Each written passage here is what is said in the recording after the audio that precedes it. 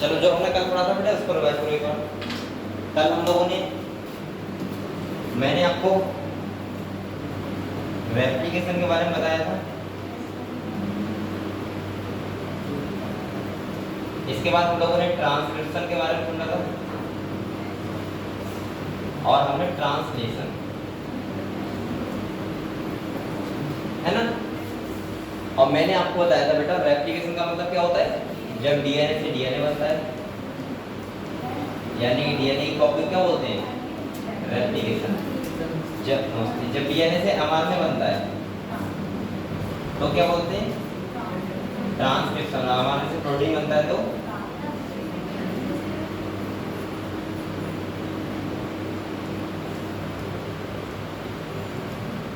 बोलते हैं ट्रांसलेशन। क्या बोलते हैं, ट्रांसलेशन। ठीक है, तो मैं ऐसे बोल सकता हूँ कि यहाँ पे हम लोगों ने समझ, और इस प्रोसेस को बोलते हैं हम लोग सेंट्रल डोग्मा।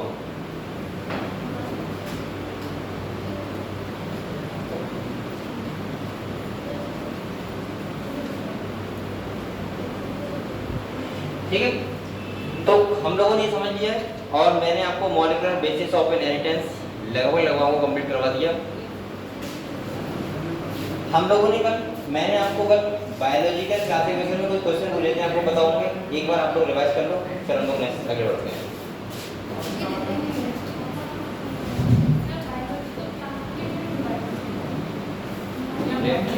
रिवाइज करवा दो, मॉलिक्यूलर वाला कर लो, सही।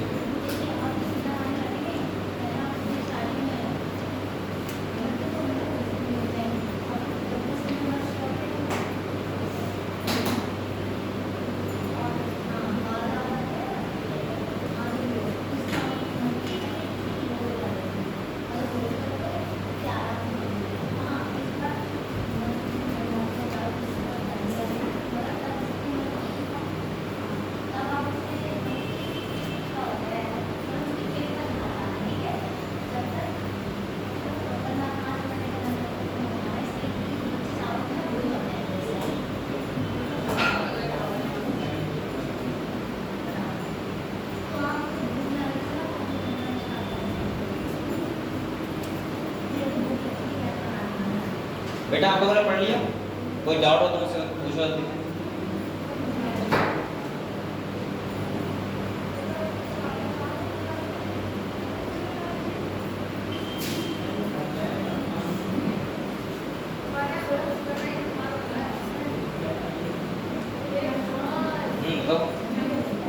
क्या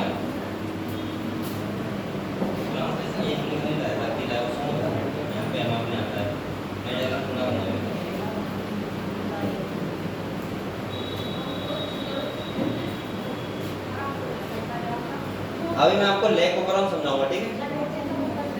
आप लोग ट्रांसलेशन तक थोड़ा और पढ़ लो और इसके बाद हम लोग लैग ओपरॉन समझेंगे।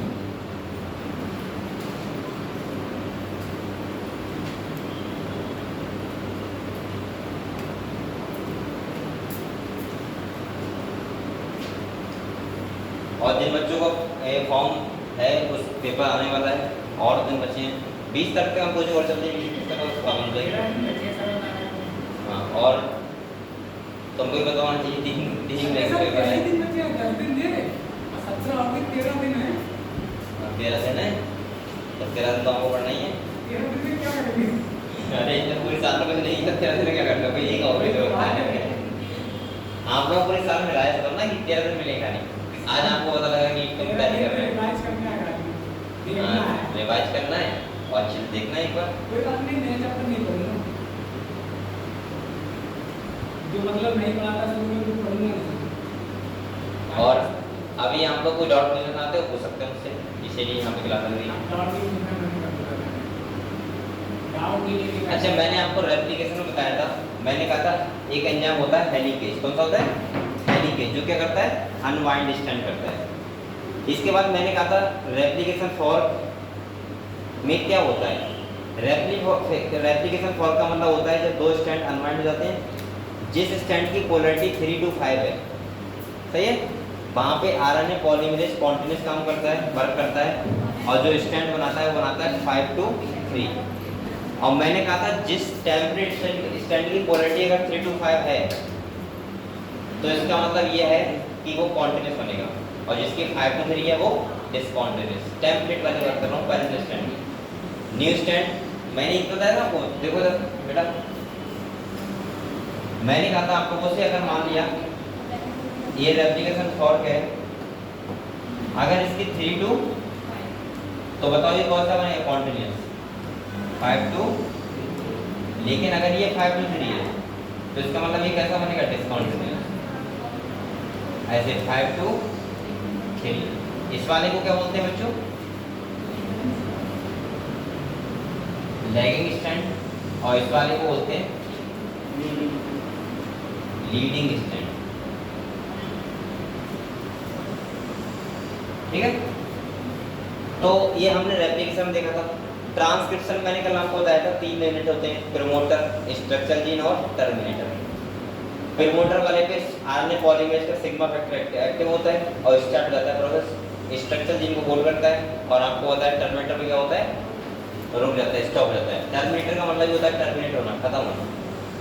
दूसरा मैंने आपको बताया था, मैंने कहा था अगर यहाँ पे देखें हम तो 3 स्टेप होती हैं, इनिशिएशन, इलोंगेशन और टर्मिनेशन।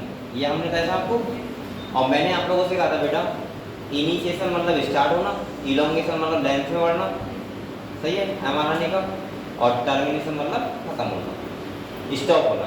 इसके बाद मैं बोल सकता हूँ कि मैंने कहा था सेल 2 टाइप के होते हैं, प्रोकैरियोटिक और यूकैरियोटिक। प्रोकैरियोटिक सेल होता है वहाँ पे ट्रांसक्रिप्शन और ट्रांसलेशन साथ साथ होते हैं, सही है, वहाँ पे कोई एक्स्ट्रा प्रोसेस जरूरत नहीं पड़ती है। लेकिन जब यूकैरियोटिक सेल होती है तो मैंने कहा था वहाँ पे कुछ एक्स्ट्रा प्रोसेस जरूरत पड़ती है, जैसे स्प्लाइसिंग हो गया, कैपिंग हो गया, टेलिंग हो गया, ये सब करने का, ठीक है। कैपिंग में क्या होता है? 3 मिथाइल ग्वानोसिन ट्राइफॉस्फेट से जुड़ता है एमआरएनए के 5 एंड पे, और क्या रहती है? कैपिंग। स्प्लाइसिंग का मतलब होता है इंट्रॉन को हटाना और एक्सॉन को जोड़ना, उसको बोलते हैं स्प्लाइसिंग। बेटा जब एमआरएनए जो स्टार्टिंग में आरएनए बना था उसको हम लोग बोलते हैं एचएनआरएनए, जो था नॉन फंक्शनल। लेकिन जब स्प्लाइसिंग हो गया, कैपिंग हो गया, टेलिंग हो गया, उसके बाद हम उसको क्या बोलते हैं? फंक्शनल एमआरएनए, जो कहाँ जाएगा? राइबोसोम के पास आएगा, और राइबोसोम के पास आगे क्या करवाएगा? प्रोटीन बनवाएगा। और मैं ऐसे बोल सकता हूँ कि एमआरएनए क्या लेके आया? कोडॉन। क्या लेके आया? कोडॉन। अब टीआरएनए आएंगे, उसका एंटीकोडॉन बनाएंगे और जाके अमाइनो एसिड को पॉलीपेप्टाइड चेन में जोड़ देंगे। ये काम कंटिन्यू चलता रहता है, और जहाँ पे स्टॉप कोडॉन आता है वहाँ प्रोसेस रुक जाती है। ये हमने इतना पढ़ लिया है, आपको बताए। अगर मैं आपको ऐसे समझाऊं तो मैंने आपको क्या बताया था? मैंने कहा था कोई सेल होता है, ये सेल है, ये क्या है? ये है न्यूक्लियस,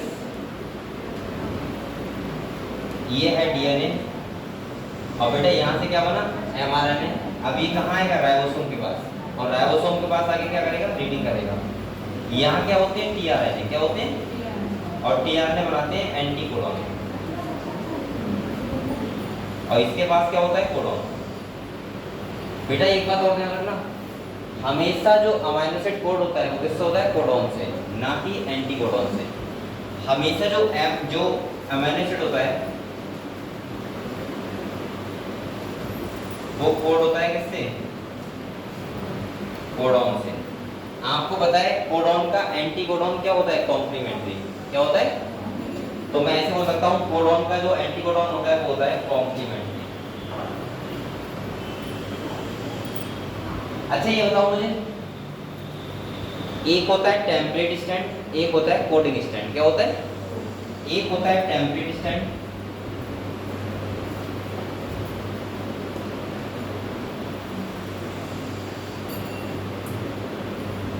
और ये कौन सा होता है बच्चों। आप लोग ये बताओ, मैंने कल बताया था टेम्पलेट स्टैंड के सेम होता है कौन सा टीआरएनए, क्या होता है। और बेटा टेम्पलेट स्टैंड के कॉम्प्लीमेंट्री कौन होता है एमआरएनए। एमआरएनए कॉम्प्लीमेंट्री कौन होता है टीआरएनए, पता है आपको। और एमआरएनए का कोडिंग स्टैंड क्या होता है सेम। ये बातें आपको पता होनी चाहिए, बस इतना ध्यान रखना थाइमिन की जगह आरएनए में, इन केस ऑफ आरएनए इसमें थाइमिन की जगह क्या लगाना है यूरेसिल, क्या लगाना है यूरेसिल। समझ गए ये बात। ये हम लोगों ने कल पढ़ लिया है, हालांकि मैंने आपको बताया था। अच्छा ये बताओ, जब टीआरएनए से अमीनो एसिड कोड होता है तो वहां पे एक एंजाइम होता है जो इंपॉर्टेंट होता है, इसे क्या बोलते हैं टीआरएनए सिंथेटेज। क्या बोलते हैं टीआरएनए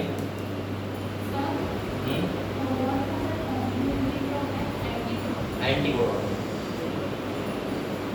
टीआरएनए सिंथेटेज। बेटा यहाँ देखो, जब टीआरएनए के साथ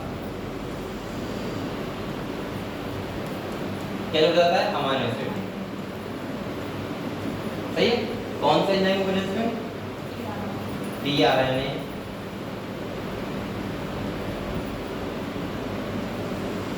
सिंथेटेज। इसको हम लोग बोलते हैं चार्ज टीआरएनए। क्या बोलते हैं,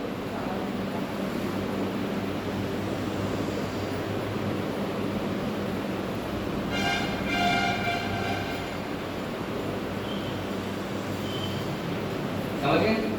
ये बात आपको पता होनी चाहिए। इसके बारे में ये यहाँ देखो, ये मैं समझाना चाह रहा हूँ। क्या समझाना चाह रहा हूँ, देखो मैं आपको ये बता रहा हूँ। ये देखो एक बार, ये डायग्राम से आपको उसमें अच्छा समझ में आएगा, किताब पे जाते पहले। यहाँ देखो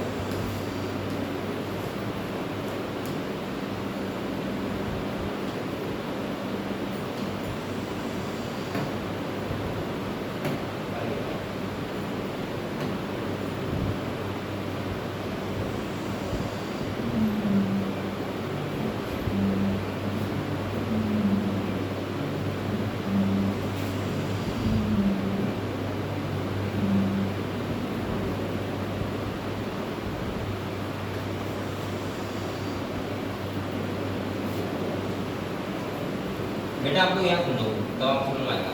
ये तो आपने पढ़ लिया था कल, मैंने कोडॉन का आपको ये बताया था टेबल। आप लोग ये वाला डायग्राम समझो, मैं क्या समझाना चाह रहा था। मैं ये बताना चाह रहा हूँ, या देखो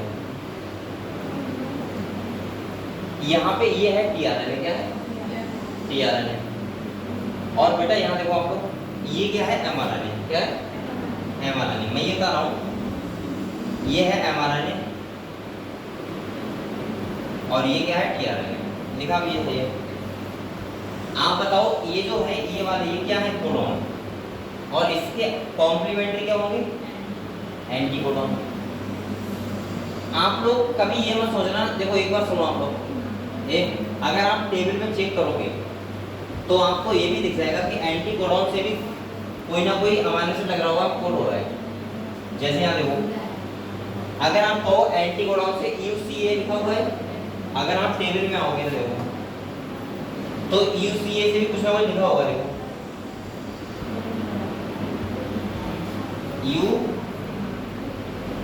CA देखो है सीरीन। मैं ये कहना चाह रहा हूँ एंटी कोडॉन से नहीं देखना है आपको, आपको किससे देखना है? कोडॉन से। UCA का कोडॉन बताओ क्या होगा? AGU। और बेटा जो ये सीरीन है वो किससे हो रहा होगा? कोडॉन से, यानी कि AGU से। देखो AGU हो रहा है सीरीन। दूसरा आपको लग रहा होगा सर उससे भी तो हो रहा था, एक का क्वेश्चन है आपको। यहाँ देखो, जैसे आप लोग बताओ बेटा, यहाँ लिखा हुआ है UAC, क्या लिखा हुआ है? आप लोग बताओ U का कॉम्प्लीमेंट्री क्या होता है? A का U और C का G। आप बताओ ये क्या है? एंटीकोडॉन, ये क्या है? कोडॉन। आप लोग बताओ AUG एंटीकोडॉन है, आपको पता होगा AUG से मिथाइलिन कोड होता है, क्या होता है? लेकिन यहाँ मिथाइलिन कोड नहीं हो रहा है, देखो क्या हो रहा है? टायरोसिन UAC से कोड होता है, देखो UAC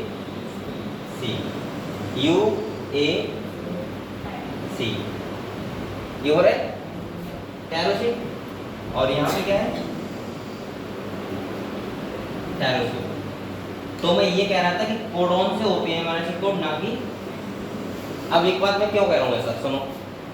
अगर उसने मान लिया एंटीकोडॉन दे दिया आपको और कहा बताओ कौन कौन से अमीनो एसिड कोड होंगे, तो आप हमेशा ध्यान रखना पहले एंटीकोडॉन की कॉम्प्लीमेंट्री करना, और कॉम्प्लीमेंट्री करके जो आ रहा हो उससे कोड कर देना किसको? अमीनो एसिड को।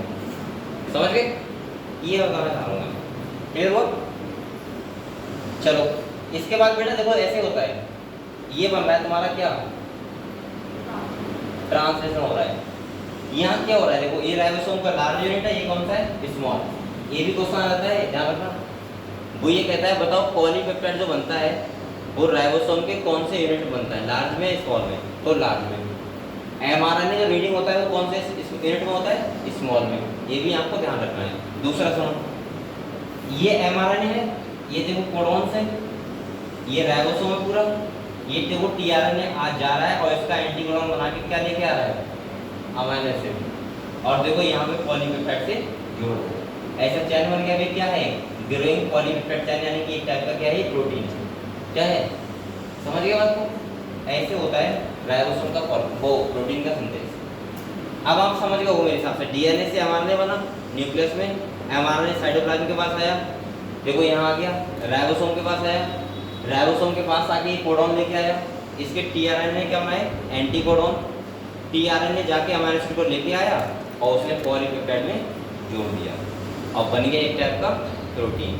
अब आप लोग एक बात समझो, यहाँ पे मैं आपको म्यूटेशन बताऊँ, म्यूटेशन क्या होता है। देखो बच्चों, अगर मान लो मैं यहाँ पे U चेंज कर दूँ और मैं यहाँ रख दूँ A, अब आप बताओ ये कोडॉन चेंज नहीं हो गया? कोडॉन चेंज हो गया तो ये वैलिन कोड नहीं होगा, फिर कुछ और होगा, और जब कुछ और होगा तो यहाँ पे वैलिन चेंज हो गया तो इसका मतलब ये प्रोटीन क्या हो गया? चेंज। यही तो होता है म्यूटेशन। इसीलिए जिसके पास जैसा नाइट्रोजन बेस सीक्वेंस उसके पास वैसा ही प्रोटीन। समझ गए? चलो इसको कल मैंने आपको बताया था ईटीआर। ईटीआर क्या होता है? मैंने आप लोगों से कहा था वो रीजन जो ट्रांसलेट नहीं होता है, स्टॉप कोडॉन के बाद वाला और स्टार्टिंग कोडॉन से पहले वाला, उसको बोलते हैं यूटीआर। क्लियर? तो ये मेरे साथ सब क्लियर होगा होंगे। अब हम लोग पढ़ेंगे regulation of gene expression.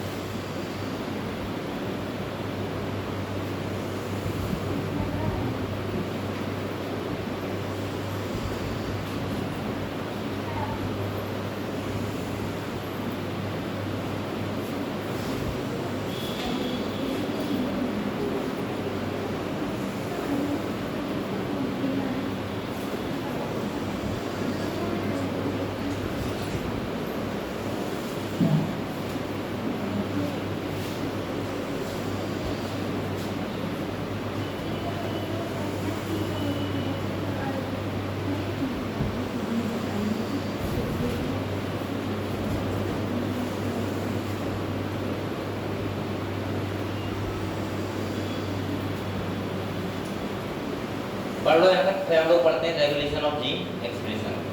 Gene कैसे रेगुलेट होते हैं, ठीक है?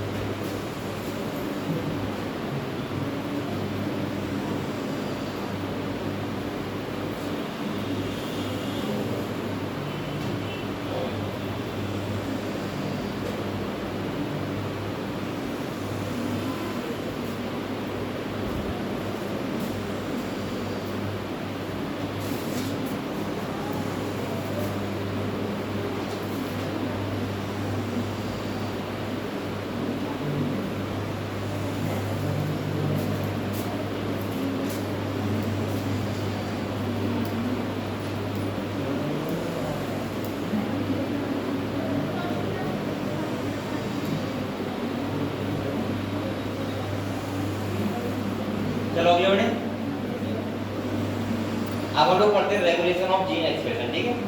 ये क्या है, एक कॉन्सेप्ट दिया था एक साइंटिस्ट थे ओपेरन, और उन्होंने दिया था लैक ओपेरॉन, क्या दिया था, इन्होंने क्या बताया था वो समझते थोड़ा सा। आप लोग एक बात बताओ मुझे, बेटा बोलो मत, आप लोग ये बताओ, अगर मान लो जैसे आप लोग कुछ खाते हो, आपने प्रोटीन खाया या आपने कुछ भी खाया XYZ, या आपने दूध पिया, मिल्क पिया, आप बताओ अगर आपने मिल्क पिया है तो मिल्क डाइजेस्टिंग एंजाइम सिक्रेशन होगा, और आपने अगर मिल्क नहीं पिया है तो सिक्रेशन एंजाइम का नहीं होगा। ऐसा क्यों होता है, क्या हुआ, क्यों सर?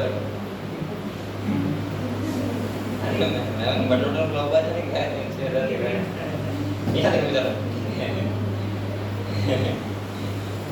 सर, ठीक है, ये पढ़ रहा हूँ, इसको समझा रहा हूँ। मैं ये बता रहा था कि आपको कि कहीं ना कहीं आपको बताया कि अगर आपने ऐसे मिल्क है, आप लोग नहीं पीते हो, अगर नहीं पी रहे तो क्या रेनिन सिक्रेशन होगा? नहीं। और आपने मिल्क पिया है तो रेनिन का सिक्रेशन होगा। अब मैं ये कहना चाह रहा हूँ कि हमारे अंदर ऐसा क्या होता है जिससे जीन रेगुलेट होते हैं, कब बनना है कोई चीज, कब नहीं बनना है, वो कौन रेगुलेट करता है? तो ये कैसे होता है वो हम पहले समझते हैं पूरा कि जीन रेगुलेशन होता कैसे है। तो जीन रेगुलेशन के लिए आपको बताएं, आप लोग बताओ कोई भी प्रोटीन बनेगा या नहीं बनेगा, ये किस बात पे डिपेंड करता है? कितने लेवल ऐसे हैं यहाँ पे हम लोग ये जीन रेगुलेट कर सकते हैं? 4। यूकैरियोटिक सेल है तो वहां पे कितने लेवल कर सकते हैं? 4 पे। जैसे आप लोग बताओ, अगर कोई प्रोटीन है, अगर कोई प्रोटीन है और मैं चाहूं कि वो ना बने, तो मैं क्या करूंगा बताओ? पहला होगा कि मैं ट्रांसक्रिप्शन ना होने दूं। जब mRNA नहीं बनेगा तो प्रोटीन ही नहीं बनेगा। दूसरा, अगर मान लो mRNA बन गया है तो उसको मैं न्यूक्लियस से साइटोप्लाज्म में ना ले दूं, तब भी मैं जीन रेगुलेशन कर सकता हूँ, सही है। तीसरा, अगर चलो मान लिया हो सकता है कि ये भी हो जाए, तीसरा लेवल होता है कि हम एक्स्ट्रा प्रोसेस जो हो रहा है, इंट्रॉन को हटाना, एक्सॉन को जोड़ना, ये ना कराने दें, क्योंकि आपको पता है इससे पहले जो mRNA होता है वो कैसा होता है? नॉन फंक्शनल, सही है। और चौथा होता है कि मैं ट्रांसलेशन, मतलब राइबोसोम के पास आ भी जाए तो उस टाइम पे प्रोटीन ना बने। तो ये 4 लेवल है यूकैरियोटिक में। तो यहाँ लिखा है देखो, ये 4 लेवल पे हम क्या कर सकते हैं? यूकैरियोट्स में regulation could be accept eight कौन-कौन से लेवल? पहला है ट्रांसक्रिप्शन लेवल, यानी कि हम ट्रांसक्रिप्शन ही ना होने दें। अच्छा, आप लोगों को पता है बेटा, जब HNRN बनता है डीएनए से HNRN, तो उसको बोलते हैं प्राइमरी ट्रांसक्रिप्ट, क्या बोलते हैं? और जब अगले स्प्लाइसिंग होता है उसको क्या बोलते हैं? Secondary transcript. तो पहला लिखा है कि ट्रांसक्रिप्शन लेवल पहला हो गया, दूसरा हो गया प्रोसेसिंग लेवल, मतलब स्प्लाइसिंग ना होने दें, इंट्रॉन और एक्सॉन का खेल हो ना हो। तीसरा, transport of mRNA from nucleus to the, हम यानी कि क्या ना करने दें? न्यूक्लियस से साइटोप्लाज्म में ट्रांसफर ना होने दें। और चौथा है ट्रांसलेशन लेवल। तो इनका कॉन्सेप्ट क्या है, मैं सीधे कॉन्सेप्ट पे आता हूँ, ठीक है। क्या कॉन्सेप्ट है वो समझो आप लोग। अगर आपने वो डायग्राम समझ लिया उसका मतलब ये है कि आप लोग रेगुलेशन समझ जाओगे कैसे होता है। बेटा जीन का रेगुलेशन कैसे होता है वो समझते हैं हम लोग, ठीक है। यहाँ देखो, ये आप लोग दोनों डायग्राम समझो, अगर आपको ये समझ में आ गए तो इसका मतलब ये है कि आप लोग समझ जाओगे जीन रेगुलेशन।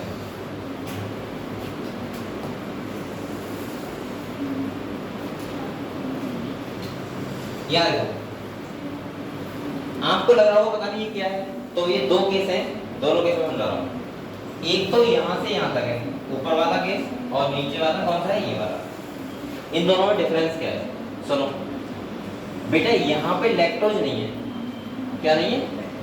जो बैक्टीरिया के अंदर जाता है वो यहाँ लैक्टोज नहीं है, यानी शुगर नहीं है, और यहाँ पे लैक्टोज है। जो इसने इंडिविजुअल बोला है वो कैसे बोला है? लैक्टोज कैसे बोला है?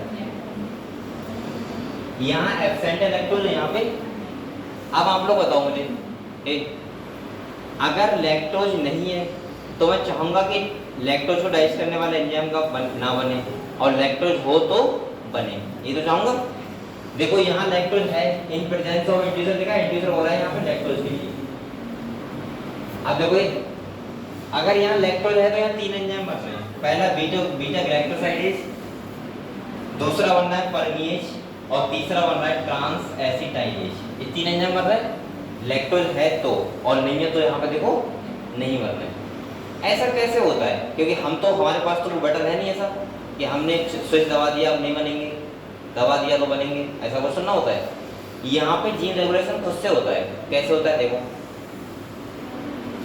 सबसे पहले होता क्या है आपको बताइए, डीएनए है क्या है, और डीएनए पे ये क्या है जीन्स।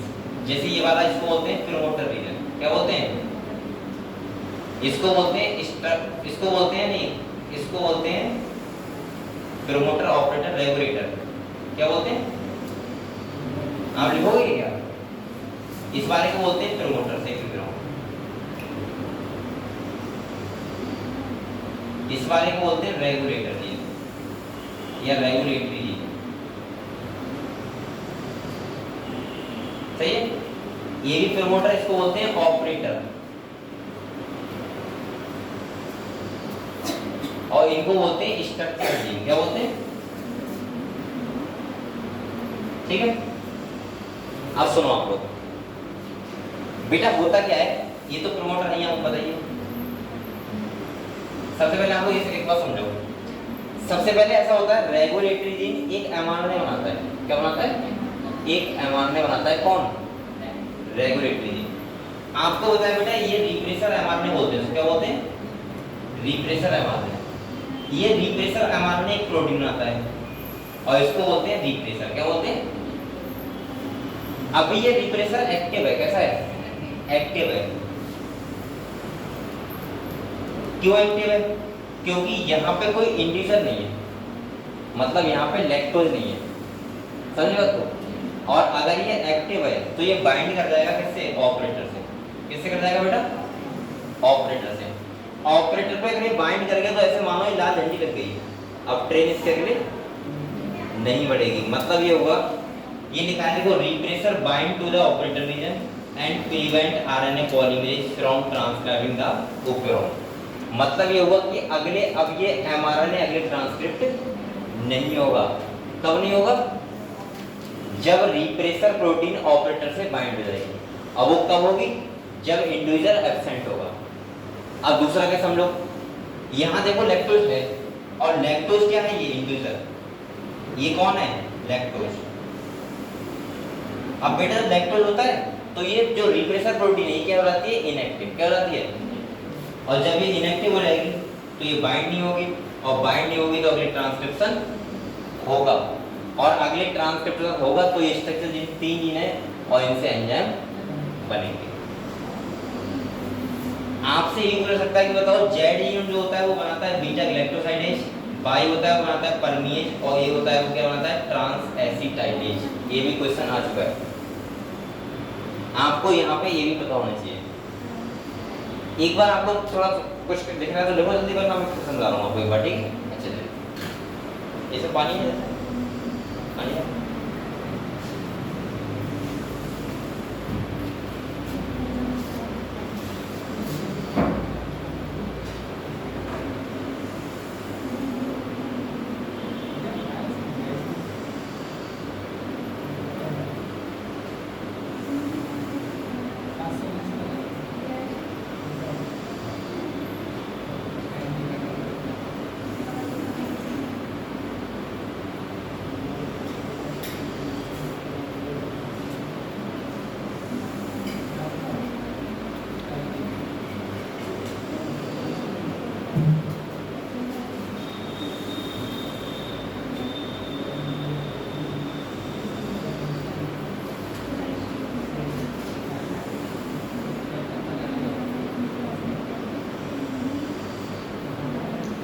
तो मुरलीधर कितने टाइम बचा है ऊपर का? 13 दिन, ठीक है।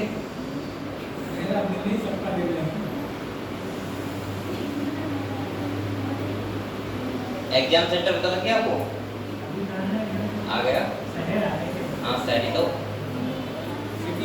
किसी का लखनऊ तो नहीं गया? सबका बरेली गया होगा। बरेली में जाता है क्योंकि बरेली सेंटर इतने हैं।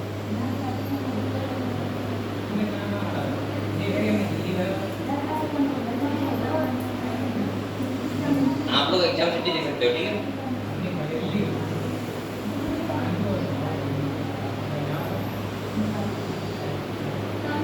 अब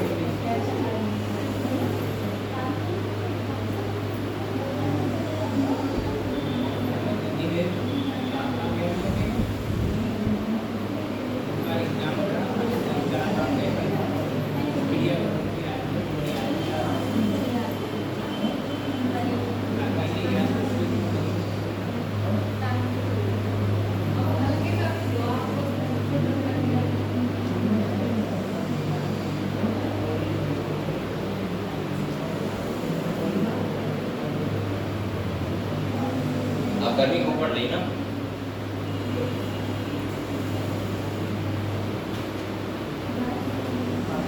और आप लोग अपनी पढ़ाई बढ़ा दो बेटा टाइम।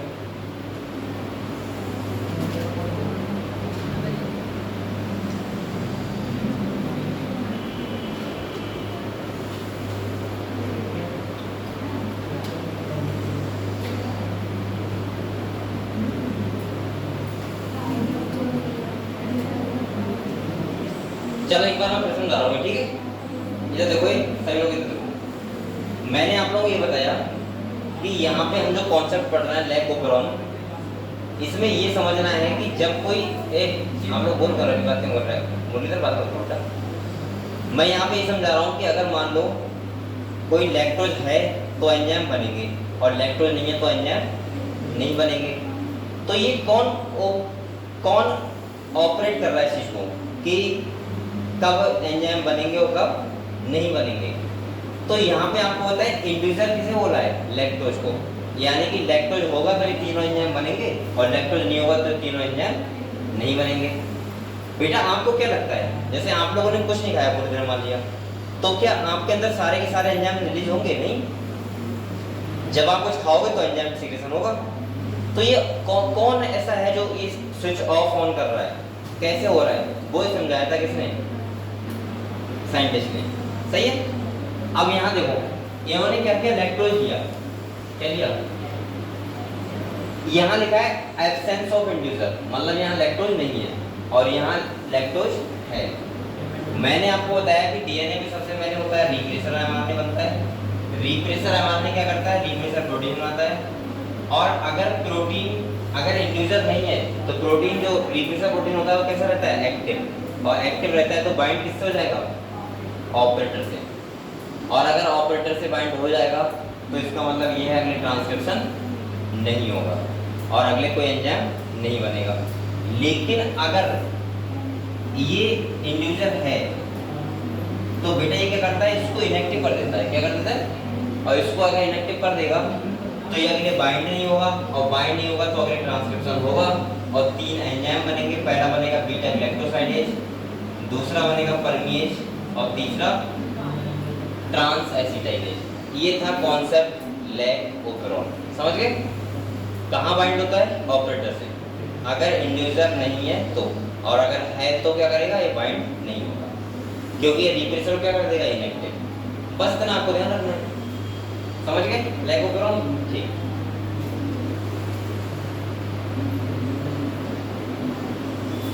अब आता है तुम्हारा ये, अपने आप पढ़ लो आप लोग, इसके खाली ये पढ़ लो बस, क्या क्या फीचर हमें मिले थे ये वाले पढ़ो। ये फीचर आप लोग पढ़ लो। एसजीपी का यही क्वेश्चन आएगा, अगर आएगा तो। वैसे आया तो नहीं, अभी तक नहीं है, लेकिन आ सकता है। ये क्या क्या लिखा हुआ है पढ़ो बैठ के।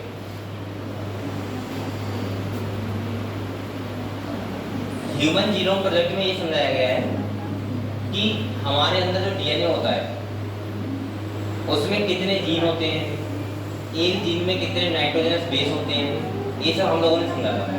तो यहाँ पे एक बार आपको देख लो इसके फीचर।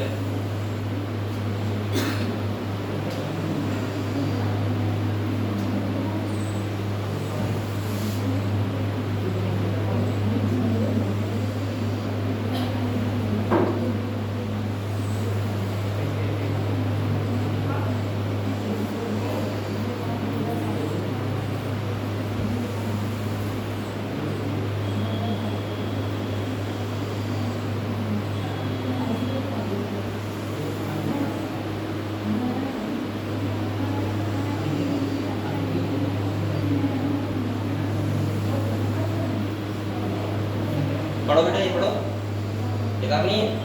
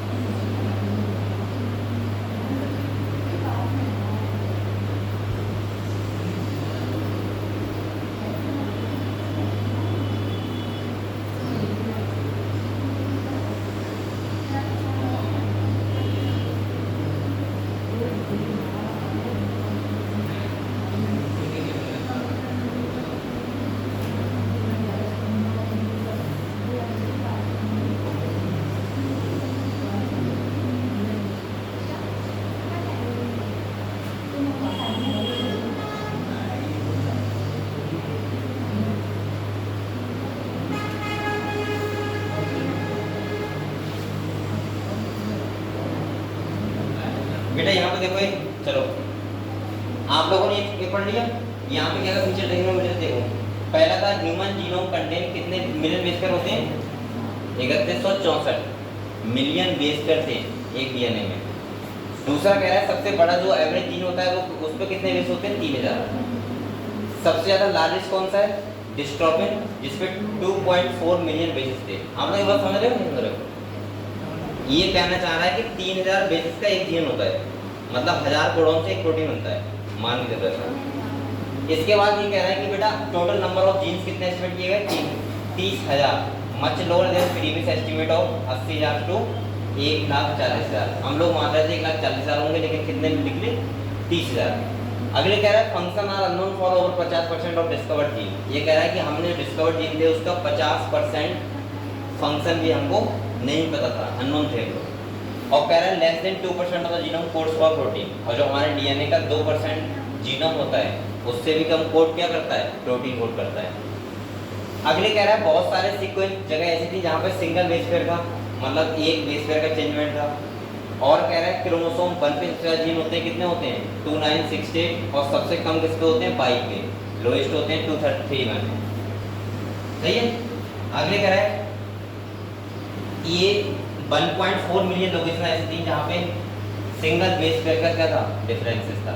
बकाया सब सेम था लेकिन सिंगल बेस का क्या था, डिफरेंसेस था। ये है आपको इतने फीचर आपको पता होने चाहिए जो हमने HGP के द्वारा DNA से क्या किया, पता लगा, हमें नॉलेज लगेगा, ठीक है। अगला आता है हमारा फिंगरप्रिंटिंग। DNA फिंगरप्रिंटिंग क्या होती है बताओ? DNA फिंगरप्रिंटिंग का मतलब है DNA को पता लगाना, जितने भी क्राइम सीन होते हैं, फादर कौन है, मदर कौन है, बच्चा है नहीं है, ये सब किससे पता लगाते हैं? DNA फिंगरप्रिंटिंग से। DNA फिंगरप्रिंटिंग का मतलब होता है कि हम क्या करते हैं, वहां पे एक चीज देखते हैं BNTR, क्या देखते हैं बेटा? BNTR। अगर हम देखें तो यहाँ पे हम लोग देखते हैं BNTR, इसका मतलब होता है variable number of tandem repeats. ये होता क्या है पता क्या है? इसका मतलब ये है कि हम लोग देखते हैं, ये बेसिकली हम सैटेलाइट DNA देखते हैं, जो DNA सेकेंडरी कंसिस्टेंट होता है उससे ऊपर वाला, क्योंकि वहां पे हमें पॉलीमॉर्फिज्म देखने को सीक्वेंस मिलता है। अगले बेटा देखो, ये एक डायग्राम बना हुआ है,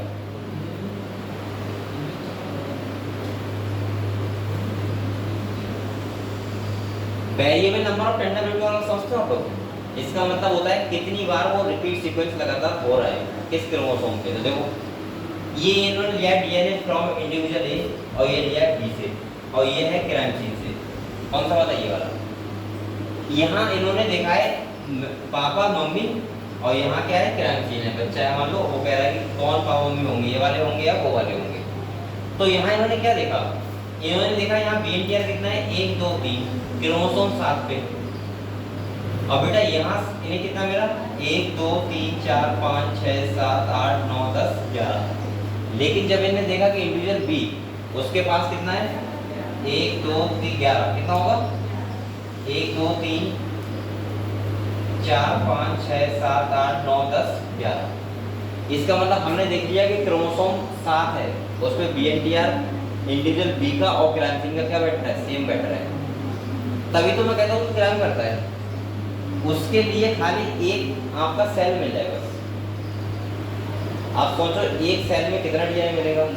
हमें तो खाली 3-4 क्रोमोसोम चाहिए बस देखने के लिए। क्रोमोसोम 1 चाहिए, कोई सा ले लो, 3-4 क्रोमोसोम ले लो, उस बात का मतलब अगर आपका एक सेल का थोड़ा सा हिस्सा ही मिल जाए तो आप समझ जाना कि आप पकड़ सकते हो, पकड़ सकते हो। और क्राइम सीन में क्या होता है? यही तो होता है, अगर किसी का मर्डर हुआ है तो वहां पे किसी का कोई भी एक सेल तो अभी मैं पढ़ा रहा हूँ यहाँ पे, पता नहीं मेरे कितने सेल गिरे होंगे, आपका बाल गिरेगा होगा, कुछ ना कुछ तो छुटा होगा, बॉडी से छुटा होगा, हमारे पता नहीं कितने सेल यहाँ पे इसकी छुटी होगी, हमें पता नहीं लग रहा है। तो एक सेल का एक DNA चाहिए उसका लिए। अब देखो यहाँ पे इन्होंने क्रोमोसोम नंबर 2 पे देखा तब भी सेम था, और क्रोमोसोम 16 पे देखा तब भी क्या था? Same BNTR। इसका मतलब ये है कि कहीं ना कहीं इंडिविजुअल B क्राइम में सीन से इन्वॉल्व रख रहा है, और ये क्या है? दूसरा कोई। समझ गए? BNTR का मतलब क्या है बेटा?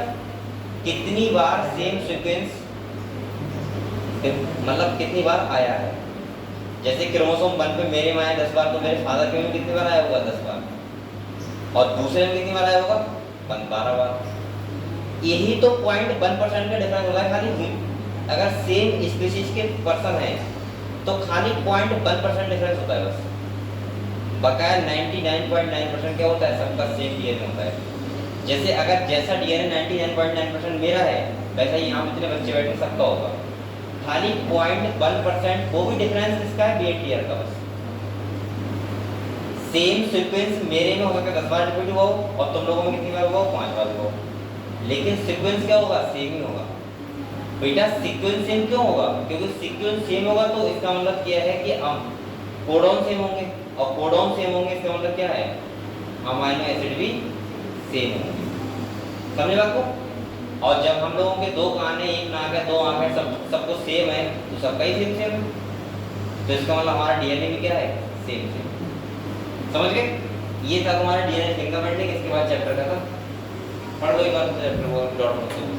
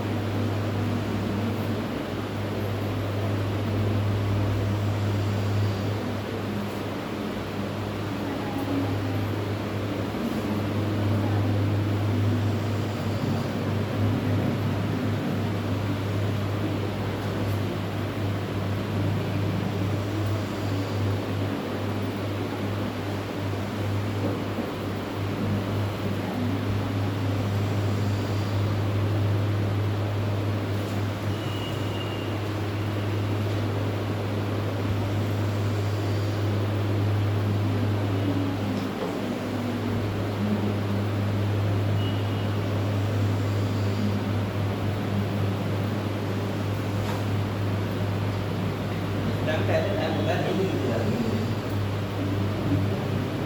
नॉर्मल आ रही क्या आपको नींद आ रही है इस टाइम पे टाइम ऐसा होता है कि मेरी आंखें लाल हो बड़ी है ऐसा लग रहा है सोने को जाने लगा लाल नहीं पीली लगती है हां पीली भाई लाल नहीं मान लो ऐसे ही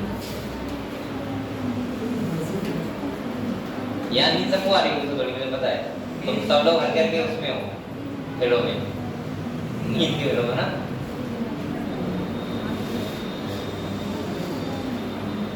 एक तो ये हल्का हल्का पंखा चलता है और हल्के लिए गुनगुनाहट आती है तो वहाँ नींद और अच्छी आती है और जहाँ आपको सोने के बिल्कुल चांस ना हो वहाँ नींद और आती है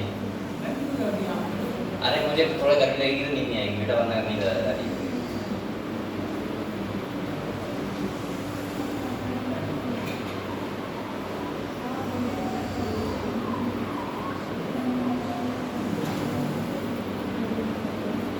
बेटा आप बताओ इसके बाद क्या पढ़ें बताओ कौन सा टॉपिक समझोगे आप लोग मुझे टॉपिक बताओ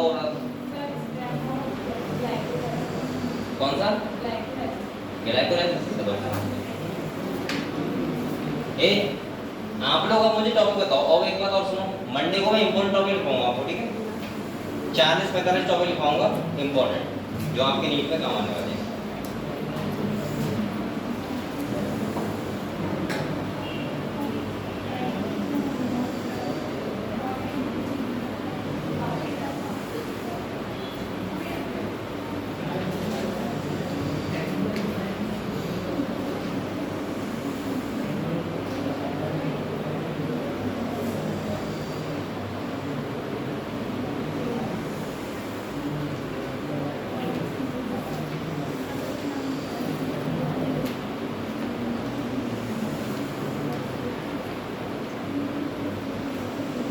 क्या बातें कर रहे हो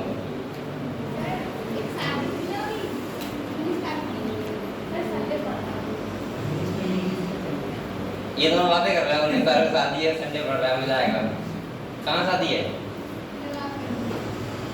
नवाबगंज में मेरी भी दावत है कहाँ पे बताओ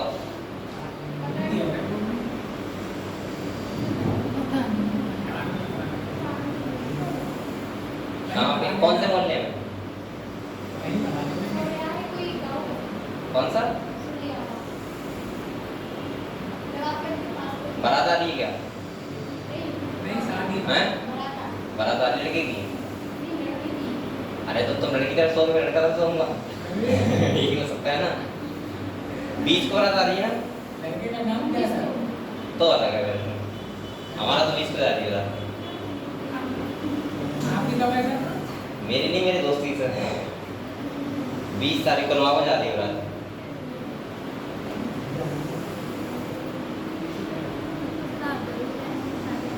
हाँ जरूर जाऊंगा दोस्त की शादी में छोड़ दूंगा भाई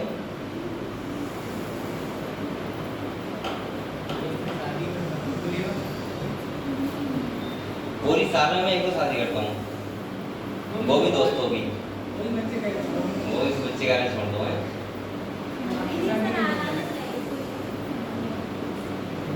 मेरी बहुत सारी दावतें अलग से दावत आ रही है रिश्तेदारी में पहले खड़ी हो जाता हूँ खाने में क्या पसंद करते हैं खाने में शादी में जाते हैं जो मिल जाए पानी पी के आते हैं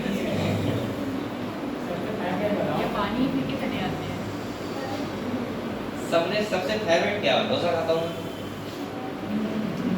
एक तो खाता है कच्चा देता है इतनी भीड़ होती है अरे वो तो पसंद है पसंद ही पूछ रहा है ना तुम दूसरा डोसे से पहले वो दाल होती है वो अच्छी लगती है बस नाश्ता में 2 चीजें खाता हूँ बताओ कुछ दाल नाश्ते में दाल बनाती है साथ में लगेगी अब एक जल्दी ना शादी में कौन सी दाल कह रहा है ये अरे मैं वो वाली दाल की बात कर रहा हूँ जो पापड़ी वगैरह डालते हैं प्याज वगैरह टमाटर मुरादाबादी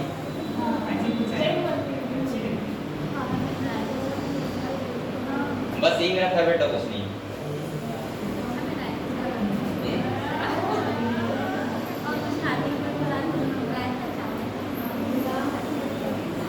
दाल चावल वाली दाल नहीं दूसरी वाली दाल करो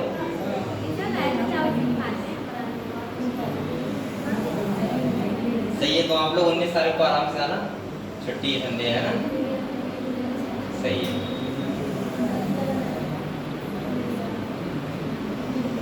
अभी बारातें स्टार्ट हो गई ना,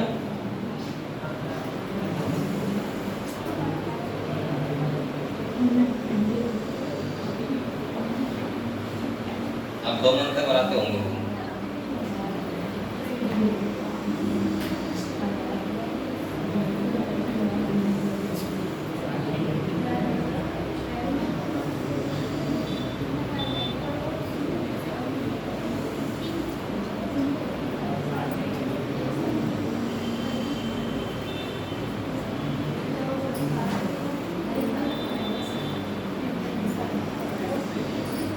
चलो हम लोग ग्लाइकोलाइसिस समझते हैं ना, ग्लाइकोलाइसिस निकालो, बच्चे के नाम लगाओ। पहले मैं आपको थोड़ा समझा दूं, इधर देखो, ये बोलो थोड़ा इंपॉर्टेंट है। एक चैप्टर है रेस्पिरेशन इन प्लांट, कौन सा है? रेस्पिरेशन। बेटा समझ लो, अगर मैं यहाँ रेस्पिरेशन की बात करूं,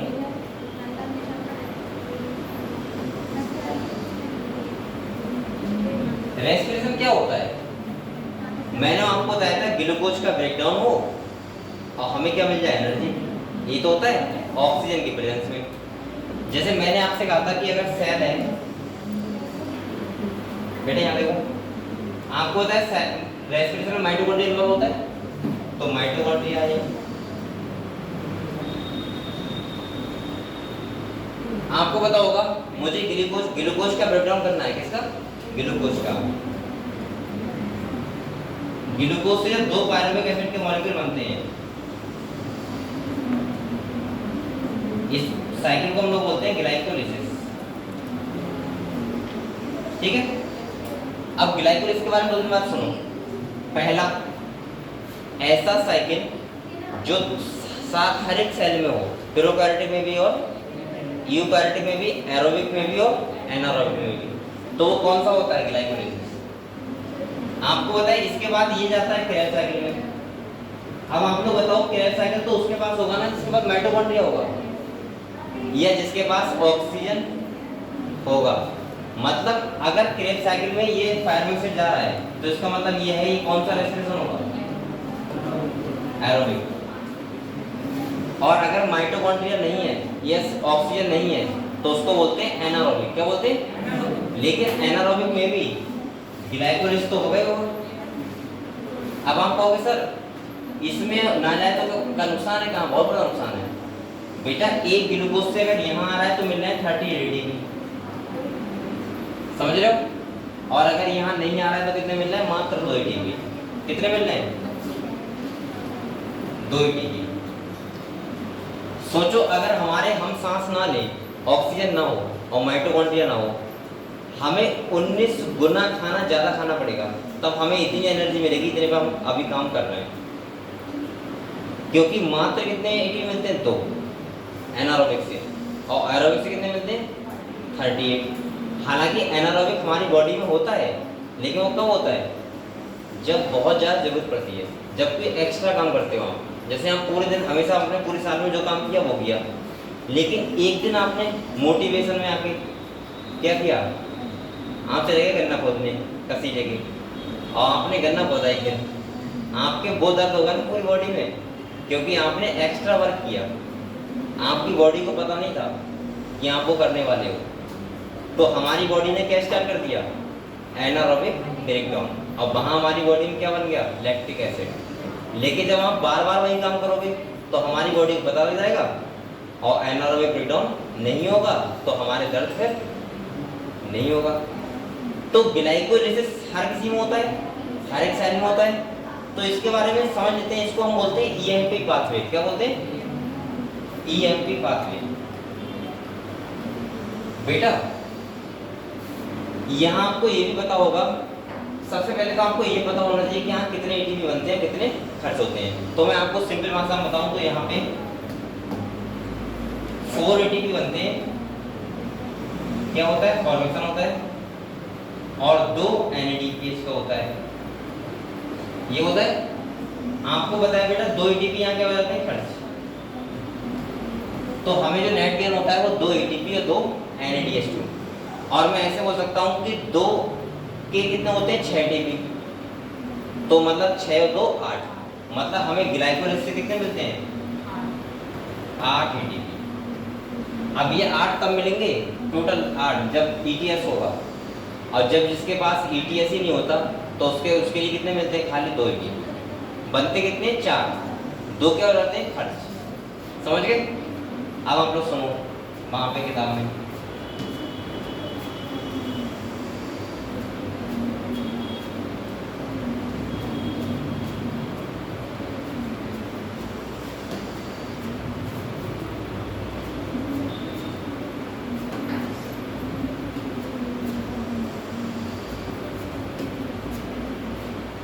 यहाँ देखो बच्चों,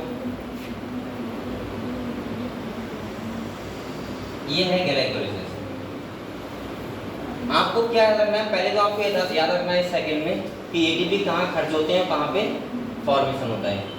आपको ये तो मैंने बता दिया कि कितने बनते हैं टोटल 8 एटीपी, मतलब 4 एटीपी बनेंगे और 2 एनएडीएच बनेंगे, ठीक है।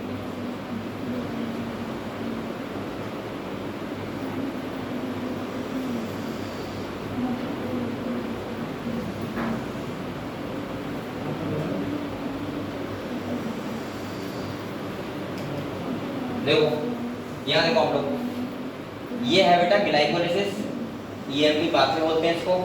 क्यों? क्योंकि यहाँ 3 साइंटिस्ट थे, कौन कौन, इम्बेडन, मियरोफ और बार्नस, सही है। इन तीनों ने मिलकर डिस्कवर किया था इसको।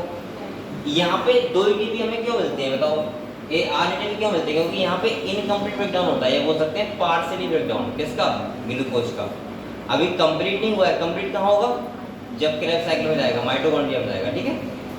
तो यहाँ देखो मैं आपको बता रहा हूँ तरीका साइकिल कैसे करना है। सबसे पहले ग्लूकोज होता है, आपको पता है ग्लूकोज के पास कितने कार्बन होते हैं, 6 कार्बन होते हैं बेटा। सबसे पहले एक एंजाइम होता है हेक्सोकाइनेज, कौन सा होता है, एक एंजाइम होता है जिसका नाम है हेक्सोकाइनेज।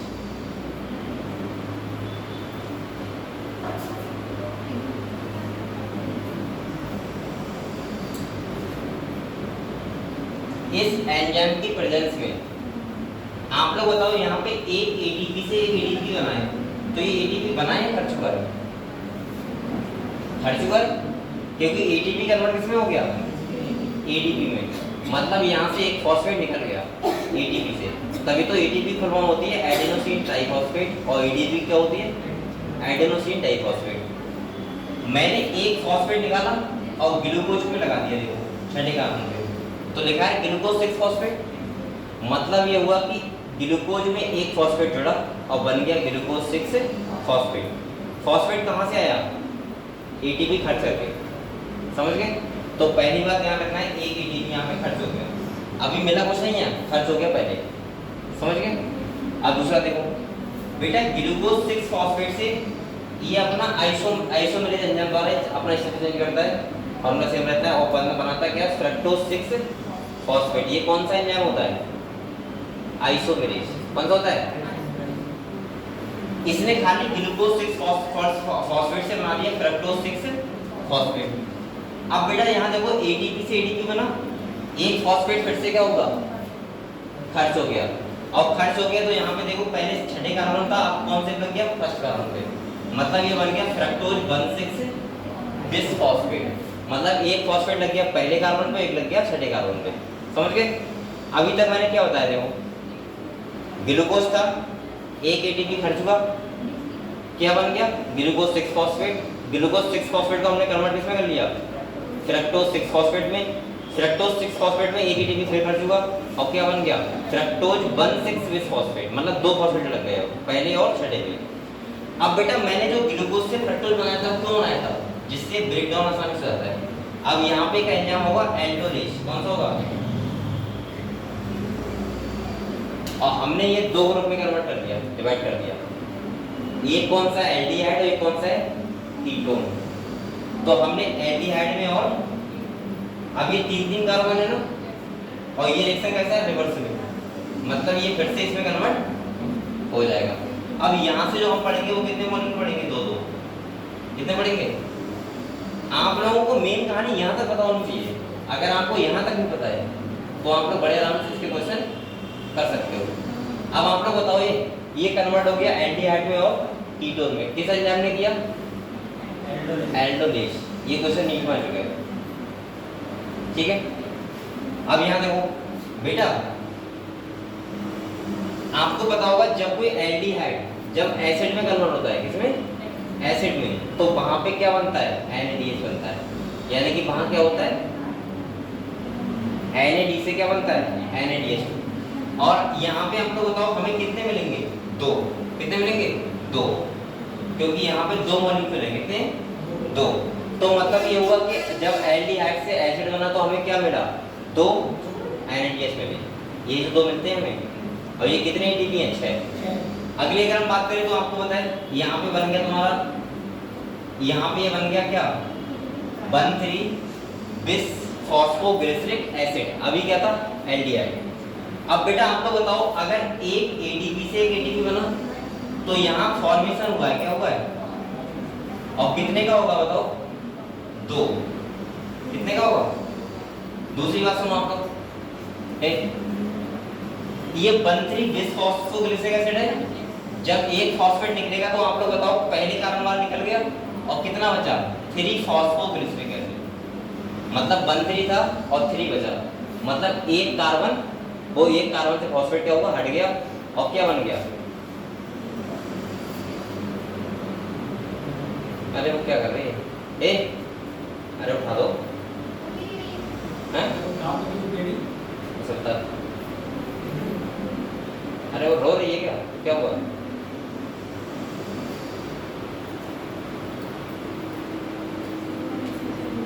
चलो रोने दो, कोई दिक्कत नहीं है। देखो कोई वजह है क्या? क्या बात है बताओ तो। मतलब कोई वैसे प्रॉब्लम है, वैसे प्रॉब्लम है? हमको ये बताओ, 2 टाइप प्रॉब्लम होती है।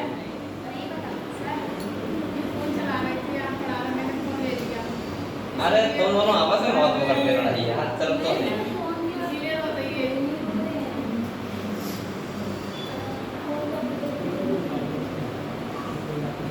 चलो तो कोई दिक्कत नहीं था, पढ़ लो पहले। मैं तो वैसे प्रॉब्लम तो नहीं है, कोई प्रॉब्लम वैसे मतलब होता नहीं है, दर्द हो रहा हो कहीं, हाँ तो देखें, दवाई भी दे दवाई।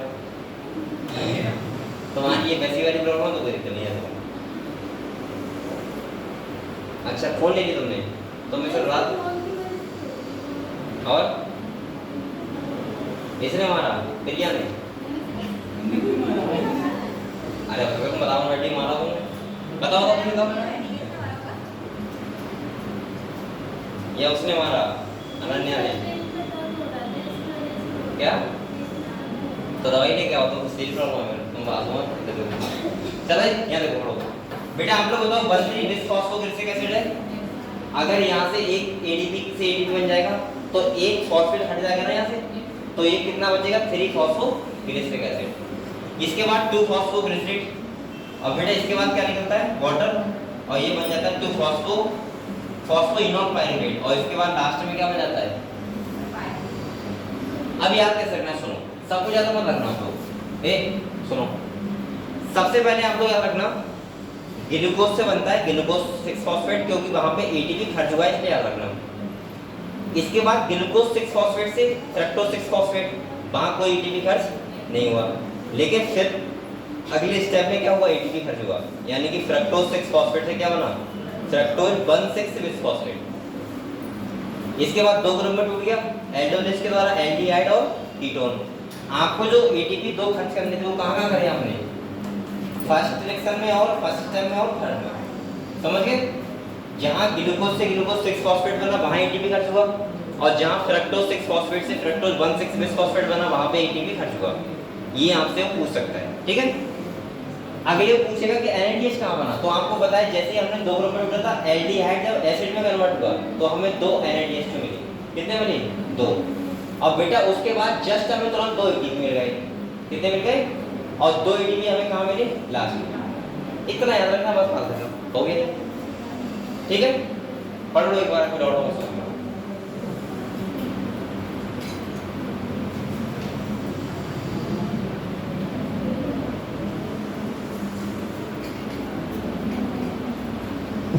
दे दो फोन, दे दो, दे दिया। ये फोन खेलते हैं आपस में। तुमने फोन छीना किस टाइम? खड़ा तो मैं भी था। हैं? दर्द हो रहा है उसके बाद, दर्द है, दवाई किसी पास? दवाई है? किसी के पास नहीं है? Pain killer.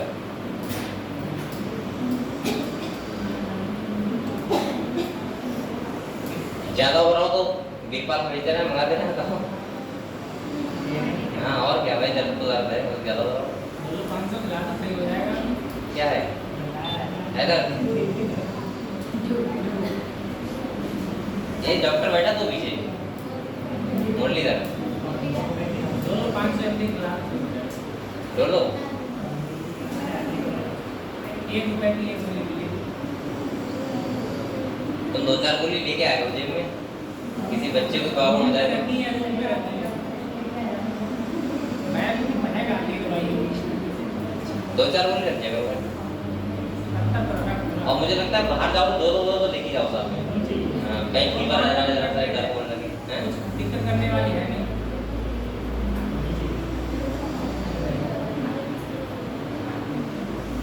बेटा पढ़ो, अब बताओ इसके बाद कौन सा टॉपिक बताएं? आप लोग मुझे टॉपिक बताओ कौन सा है, ठीक है? ऐसे में थोड़ा रटना कोई सही।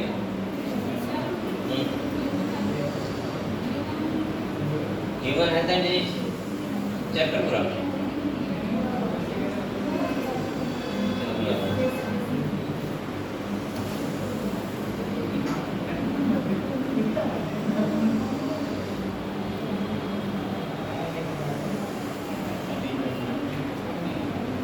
बेटा पढ़ लो बैठ के।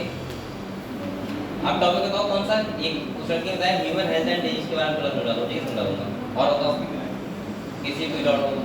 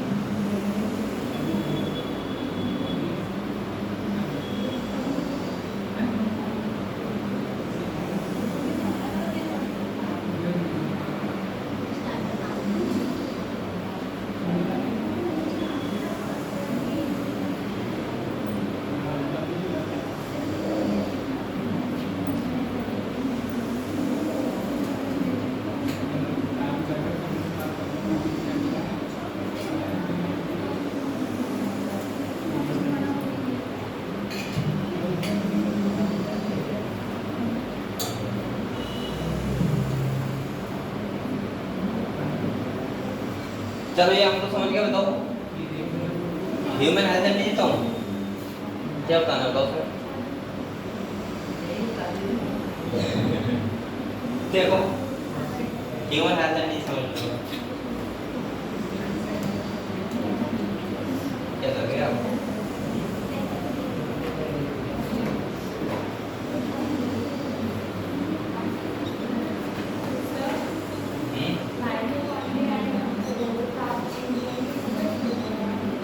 क्या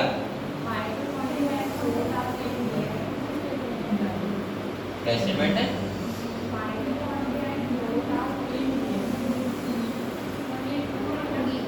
दो हैं, टू ट्रू।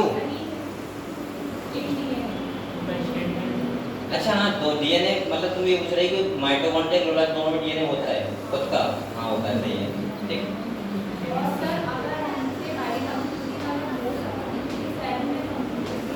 कोरिजन अगर एनिमल की बात करेगा तो कोरिजन, और पूरे वाटर ऑर्गेनिक तो प्रोटीन, सही है, ठीक।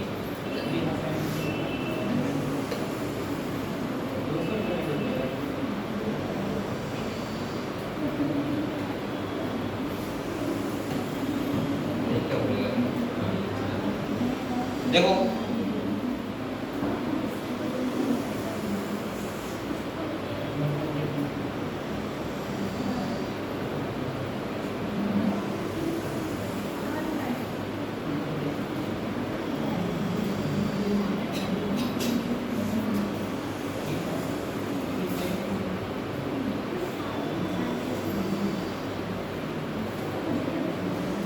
ये चैप्टर है तुम्हारा ह्यूमन हेल्थ एंड डिजीज। आपको पता है ह्यूमन के जो हेल्थ होती है, स्वास्थ्य होता है व्यक्ति, अगर उसका कोई नॉर्मल फंक्शन जो बॉडी कर रही है वो ना करे तो क्या बोलते हैं? तो उसको डिजीज है, बीमारी है, ठीक है। बीमारी को हम डिफाइन कब करते हैं? जब हमारी बॉडी नॉर्मल फंक्शन नहीं करती है। जैसे अगर आप 10 घंटे पढ़ रहे हो और किसी दिन आप 8 घंटे पढ़ो, 6 घंटे पढ़ो, आपको 10 घंटा पढ़ना मिले, तो इसका मतलब ये क्या है कि आपको डिजीज है कोई, ठीक है।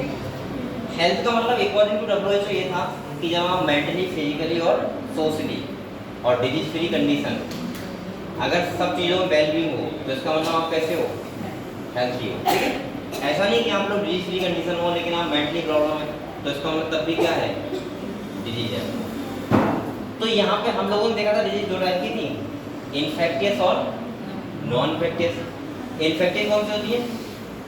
जो पर्सन टू पर्सन चली जाती हैं, ट्रांसफर हो जाती हैं। जैसे कॉमन कोल्ड है, एक को है दूसरे को हो जाएगा तो कैसा हो गया? इन्फेक्शियस हो गया। एड्स एक को है दूसरे को हो जाएगा, कैसा हो गया? इन्फेक्टियस हो गया। मलेरिया एक को दूसरे को हो जाएगा तो कैसा हो गया? इन्फेक्टियस। अगर एक पर्सन से दूसरे में ट्रांसफर ना हो तो ऐसे डिजीज क्या बोलते हैं? Non infectious. जैसे डायबिटीज एक पर्सन को है तो उसी को रहेगी, दूसरे में ट्रांसफर। कैंसर एक को है उसी को रहेगा, दूसरे को ट्रांसफर नहीं होगा। ऐसे बहुत सारे डिजीज जो कैंसर ट्रांसफर नहीं होता एक पर्सन दूसरे। ऐसा नहीं कि अगर एक को पर्सन को है दूसरा पास में बैठ गया तो कैंसर होगा। ब्लड ऐसे तो ब्लड से सब कुछ हो सकता है लेकिन तब भी ब्लड से भी नहीं होगा, क्योंकि तुम कैंसर वाले का पहली बात तो ब्लड कैंसर से होगा, उसका ब्लड ले होगा। अब ये तो ये हो गया ना कि तुम अगर सोच रहे हो कि शेर हमें नहीं खाता है, जाके खुद शेर खिला दें तो खाई लेगा, तो क्या दिक्कत है? तो समझ रहे हो? आगे देखो कह रहा है ब्लड से हो जाएगा। ब्लड जब तुम कैंसर वाले लोगों को, पहली बात तो ये है ना, जरूरत है कि कैंसर हमें पता है इसको है तो ब्लड ले लेंगे। हो जाती है, हेपेटाइटिस बी हो जाती है, तो उसे भी कैंसर ही बोलते हैं। हेपेटाइटिस भी अलग होता है, कैंसर अलग होता है। एक दूसरे का दूसरे को कहा जाता है तो हो जाता है। ये डॉक्टर आई में बताओ, पहले पढ़ लो मुझे बताना, ठीक है। और दूसरा सही है, चलो चलो देखो। और बेटा नॉन इन्फेक्टियस कौन सी होती है? ट्रांसफर नहीं होती है।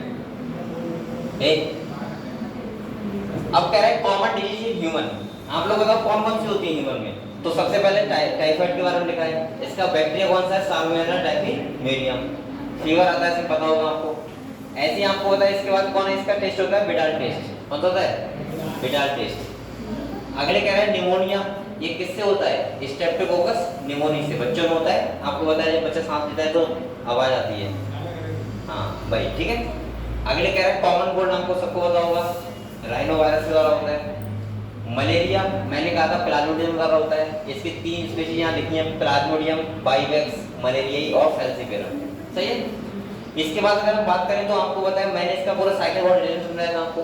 मैंने कहा था मच्छर जो हमारे ब्लड में छोड़ता है उसे क्या बोलते हैं? स्पोरोजोइट, जो कहाँ जाते हैं?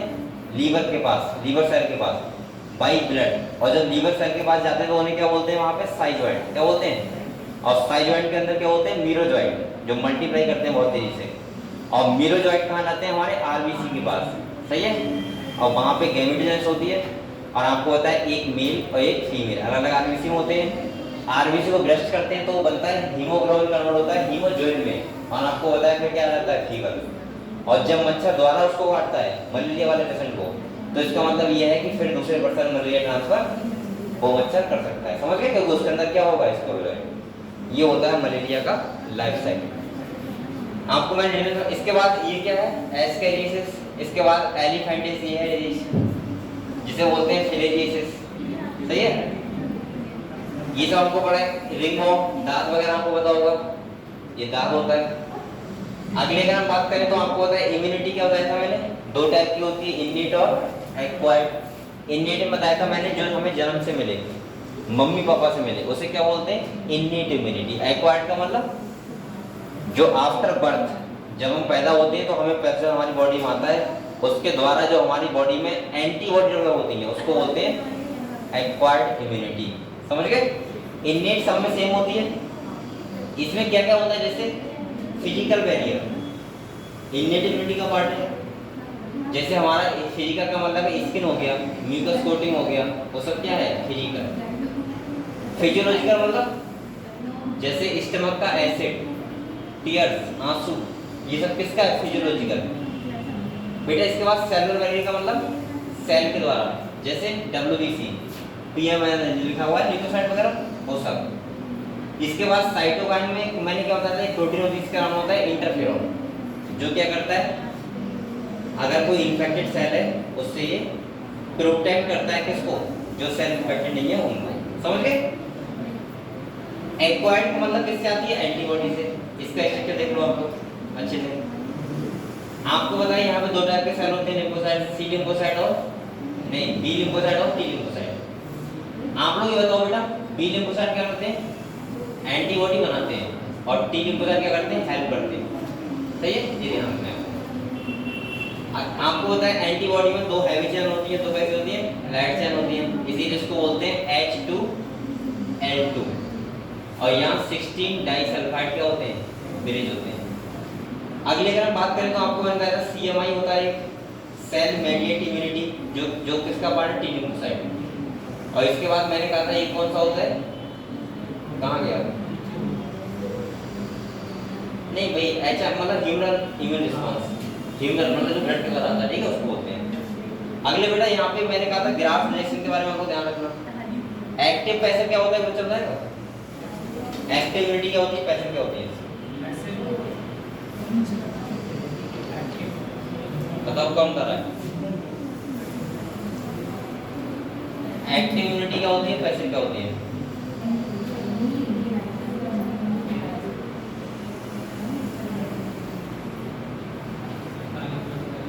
नहीं पता है? हैं? अरे आपको ये नहीं पता है? रिवीजन नहीं किया तो कंट्रोल नहीं है। देखो एक्टिव इम्यूनिटी वो होती है, सुन लो ध्यान से। एक्टिव पता है कौन सी होती है? जैसे मेरी बॉडी में तो पैथोजन आया, पैथोजन कौन होता है? Disease causing organism microbes. मेरी बॉडी में आया, अब मेरी बॉडी उसके खिलाफ क्या बनाएगी? एंटीबॉडी। और अगर एंटीबॉडी बनाएगी तो वो इम्यूनिटी होगी, वो कौन सी होगी? एक्टिव। पैसिव का मतलब होता है जब हम रेडीमेड एंटीबॉडी ट्रांसफर करें अपनी बॉडी में, वो बने किसी दूसरी बॉडी में, लेकिन ट्रांसफर कहाँ हो रही है? जब हमें बहुत जल्दी से एकदम चाहिए एंटीबॉडी, जैसे सांप काट ले तो एंटीबॉडी लगती है, वो कौन सी होती है? रेडीमेड। कुत्ता काटता है, रेबीज लगती है, रेबीज में इंजेक्शन लगते हैं, उसमें क्या होता है? बनी बनाई एंटीबॉडी। अब वो बनी बनाई एंटीबॉडी होती है, वो कौन सा टाइप है इम्यूनिटी का? पैसिव। एक्टिव का मतलब क्या होता है? जो बाहर से जाता है, हमारी बॉडी बनाए। जैसे मान लो अगर वैक्सीनेशन होता है आपके अंदर, अभी कोरोना का हुआ था, तो वो किसका टाइप है? एक्टिव, क्योंकि उसमें हमने क्या डाला? पैसेंट डाला, डेड पैसेंट, और हमारी बॉडी ने क्या बनाया? एंटीबॉडी। तो इसका मतलब वो कौन सा टाइप है? एक्टिव। एक्टिव रिस्पॉन्स थोड़ा स्लो होता है लेकिन लॉन्ग लास्टिंग होता है। अगर आपके अंदर कोई एंटीबॉडी बन रही है बहुत टाइम तक रहेंगी। लेकिन पैसिव का कैसा होता है? रिस्पॉन्स तो बहुत हाई होता है लेकिन बहुत शॉर्ट टाइम तक होता है, कुछ टाइम तक। समझ गए एक्टिव पैसिव क्या है? इसके बाद वैक्सीन जानते हो, जब भी हम कोई डेड सबस्ट्रेट या पैथोजन ट्रांसफर करते हैं अपनी बॉडी में, तो आपको पता है उसके द्वारा जो ट्रांसफर करना होता है उसे बोलते हैं वैक्सीनेशन, और उसके द्वारा जो इम्यूनिटी डेवलप होती है उसे बोलते हैं इम्यूनिटी सेल। ठीक है। अगले बेटा आपको पता होगा एलर्जी। एलर्जी क्या होता है?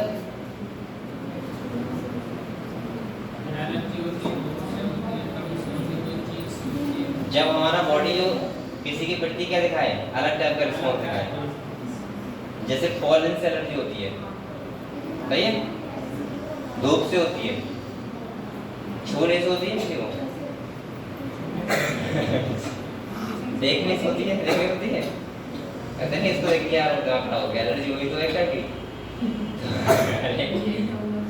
लड़कियों को होती है।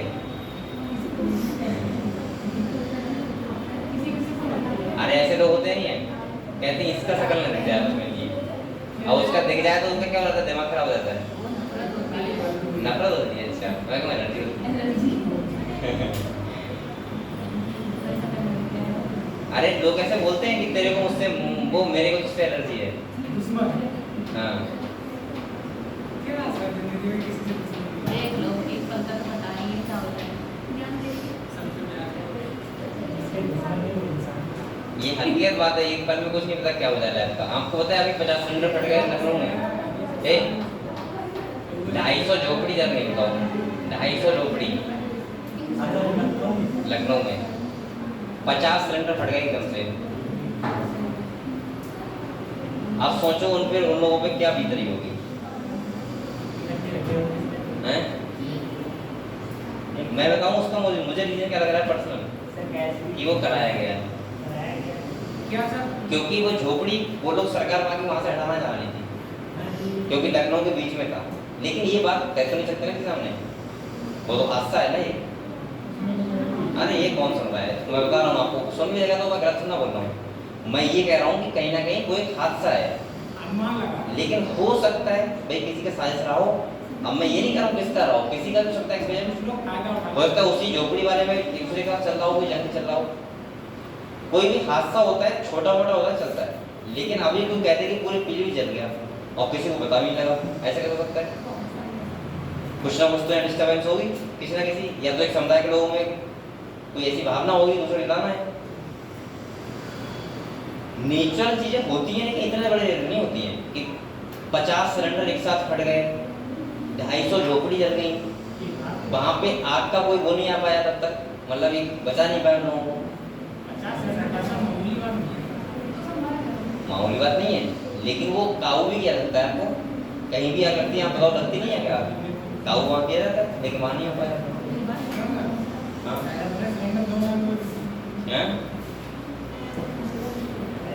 तो हादसा, और हादसा तो हमको पता है कभी भी हो सकता है। आपने वो नहीं सुना था प्लेन क्रैश हुआ था? प्लेन क्रैश हुआ था जो, वो बच्चे एमबीएस बच्चे तो खाना खा रहे थे। अभी हम लोग पढ़ रहे हैं तो आप सोच रहे हो कि यहाँ कैसे हादसा हो जाएगा, लेकिन अगर होने को तो एंड हो जाएगा। दूसरी बात सुनो, आप बाइक चला रहे हो, ठीक है मान लेते हैं हो सकता है हादसा हो जाए। एक बच्चा बेचारा खाना खा रहा है हॉस्टल में और ऊपर से प्लेन गिर गया, लोग क्या कर लोगे? अभी समझ नहीं था आपने? हाँ मेडिकल बच्चे थे, बच्चे नहीं उसमें बहुत अच्छे एक्सपायर हो गए थे, मर गए थे, 15 बच्चे मर गए थे। अब एक पर्सन का सपना होता है डॉक्टर बनना, वो बेचारा बना, सुनो, और बनने के बाद वो एक, चलो ठीक है कार जा रहा है तेज से, एक्सीडेंट हो गया, तुम अगर सोच रहे हो कि बाहर नहीं जाएंगे कि हादसा ना हो जाए, अब तुम सो रहे हो, ऊपर से प्लेन गिर जाए, बताओ क्या करोगे? या मैं अभी पढ़ा रहा हूँ, ऊपर से प्लेन गिर जाए, तो मैं क्या कर लूंगा? तो एक तो ये है कि पता नहीं लाइफ का कब क्या हो जाएगा, ये चीजें, तो इसीलिए ठीक है।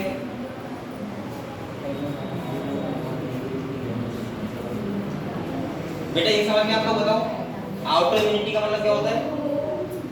जब हमारी बॉडी सेल्फ और नॉन सेल्फ में पहचान ना कर पाए, ठीक है, तो होता है आउटर इम्यूनिटी। हमारा खुद का इम्यून सिस्टम हमारी बॉडी से अगर अटैक करता है या हमारे सेल ही अटैक करते हैं, ठीक है। इम्यून सिस्टम की बात करें तो आपको पता है प्राइमरी होते हैं और सेकेंडरी होते हैं, ये पता होना चाहिए आपको। एड्स के बारे में मैं आपको बता चुका हूँ अच्छे से, और क्या है इसमें, बस इसके बाद ड्रग्स वगैरह, ठीक है। तो चलो फिर कल पढ़ते हैं दोबारा हम लोग नेक्स्ट चैप्टर।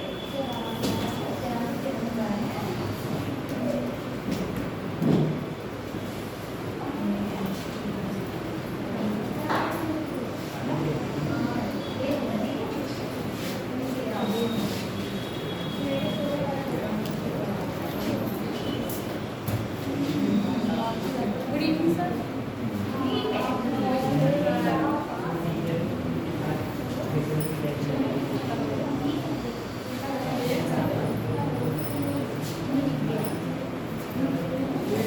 Yes, ma'am.